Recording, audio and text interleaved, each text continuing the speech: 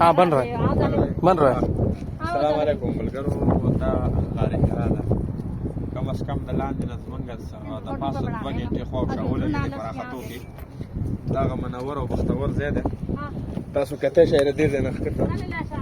چې د الله رسول په دې ځای کې ناسته کوله او د اسلام پیلنۍ وحی چې کومه نازله شوې ده یعنی پیلنۍ آیات اقرا باسم ربک الذی خلق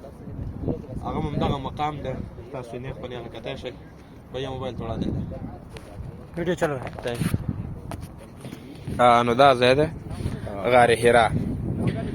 چې دلته د الله پر رسول پیلنۍ وحی نازله شوه جبرائیل امین وحی راوړه او د الله رسول ته یې ویله چې ووایه د الله رسول ویل چې یا جبرائیل زه څه ووایم د هغې نه وروسته ورته جبرائیل امین وویل چې اقرا باسم ربک الذي خلق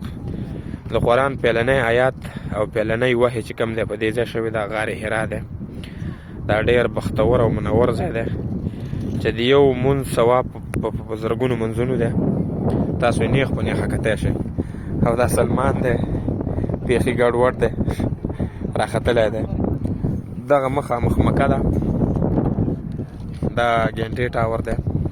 دغه ښکته مکه ده د مکې کلی دی ښار دی نو غالبا په راختو کې څه له پاسه 2 غنټې لار جوړېږي ډېره مننه